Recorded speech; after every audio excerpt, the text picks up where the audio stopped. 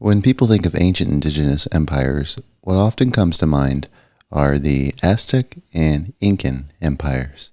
In this video, I'll be discussing the military superiority of both empires as well as their logistical and technological advances and determine which civilization could possibly win in a war.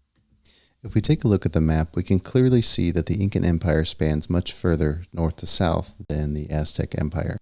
The Aztec Empire was about 80,000 square miles, where the Incan Empire was about 770,000 square miles long.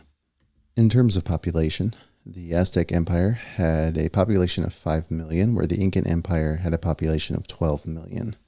If we take a look at this picture here, we can clearly see that there are Aztec warriors that have almost lance-like weapons, but you can see, I think, that the blades on the top of the club appendage almost looks like obsidian blades, so very similar to Macoite, which is a sword also, functions as a sword. I can explain more into what a Macoite is later in the video. Now, in the next picture, we can see that there are Incan warriors, and they obviously look very much distinctively different than the Aztec warriors, as they look to be more covered in their chest area, their torso, and their shields obviously appear more different as well. It looks more rectangular in shape. And I brought this up in the previous video, how the Incan warriors also carry spears, and many of these spears were bronze. So it's clear that the Incan warriors had a little bit more of an advantage because they did use bronze for some weaponry, not a whole lot. And if we take a look at this Incan weapon right here, this is a star-shaped mace, and while it might not look particularly sharp, it would be able to cause a good amount of damage because of the weight that it carries. And when you're fighting another native warrior that obviously does not possess steel armor, this weapon might be able to cause some damage. And if we take a look at this next weapon, this is a bola, and what makes this weapon so effective is that it was able to take out Spanish cavalry. Both of the rocks on the side of the rope were able to wrap around the horse's leg, thus effectively taking out the horse and possibly causing some damage to the conquistador that was riding the horse as well. And in this next slide, we can see the Macoite. And I had discussed this weapon a few videos back and the overall effectiveness of it.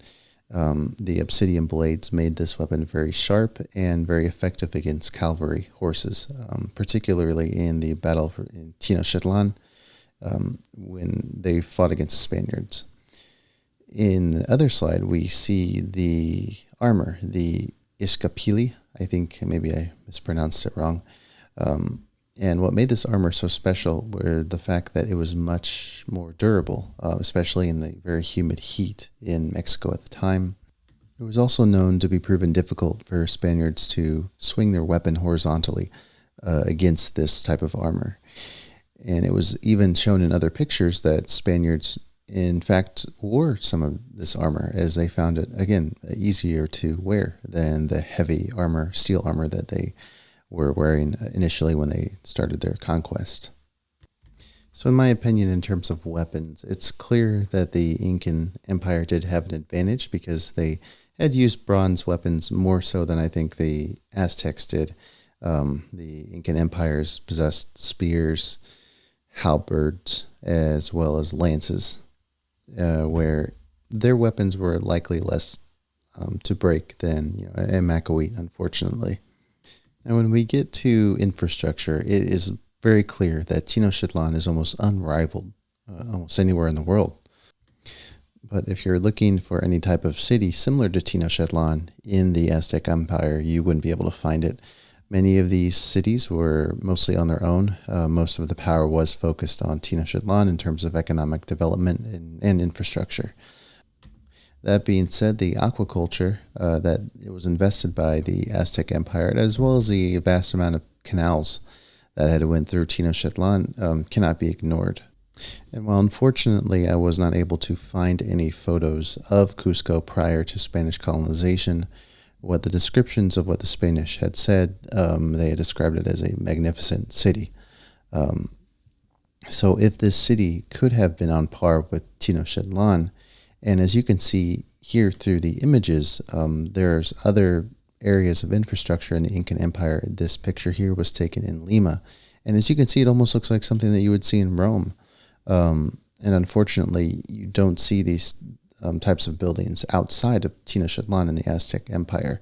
And this is why I believe, in my opinion, that infrastructure was definitely on the side of the Incan Empire. And if we move here to roads, again, the roads and the communication that the Incan Empire was able to establish was just ahead of the Aztec Empire. In terms of overall infrastructure outside of the main city, meaning outside of Tenochtitlan, again, as I said earlier, the states, the cities were kind of on their own in terms of infrastructure and development. And I think one of the reasons for the more advanced road system is because obviously the Incan Empire, much of it was in the mountains. So obviously communication had to be reached from one city to another. So it would make sense for an empire to put a lot of its power into these roads to ensure that communication was properly established. And then going off of technological advancements, the Incan Empire possessed the Ikepu. And this was essentially a assortment of knots which were to record data and information. This is something that the Aztec Empire did not have, and this would have been extremely useful when you are recording information in terms of keeping records of how many soldiers should be used in a certain battle and how many weapons are in possession of these soldiers. Again, these quipus are used as numeral systems. And of course, we can't forget the pack animal, the llama, used by the Incan Empire to transport materials and resources across miles of land. This is an animal, again, that the Aztec Empire did not possess. So if we look back and see the types of advantages that both empires possessed, the Incan Empire, with its infrastructure and technology, is the clear winner here. Now, on flat land, and if you're pitting the Aztecs against the Incans without any resources whatsoever, then I would say that the Aztec soldiers would have a very good chance of winning.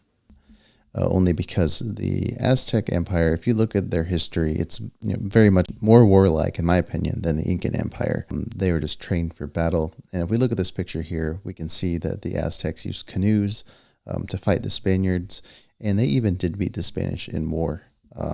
The first time, I think in Noche Triste, they had beat the Spaniards and their allies. It was the second time in the Battle of Tenochtitlan, where unfortunately the Aztec Empire failed because the Spaniards just had so many allies from many different groups of people, many different cities, different states.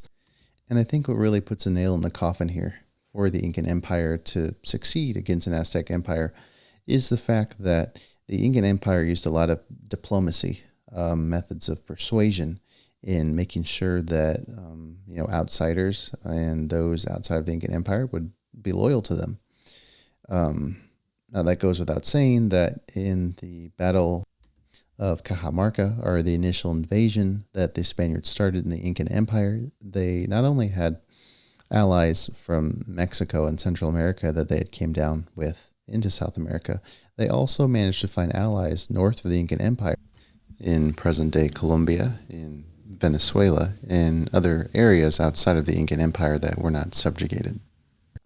But going back in this hypothetical war between the Aztec Empire and the Incans would be able to use their methods of persuasion, I think, again, to have Tlaxcalans and other tribes to team up with them against the Aztec Empire, as the Aztec Empire had many, many enemies, many strong, powerful enemies.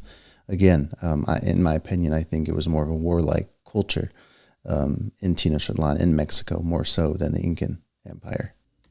So again, in my final thoughts, I think that the Aztec Empire, while they were, in my opinion, much stronger, were more ferocious in their warlike tendencies than the Incan Empire, I just think that the logistics and the technological advancements that the Incan Empire possessed along with just the numerical superiority that they had,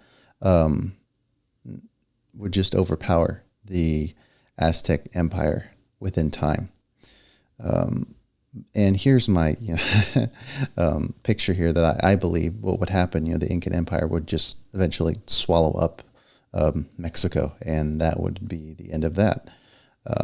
But yeah, I tried not to sound as biased as I might have sounded. I mean, just because I am from Peru.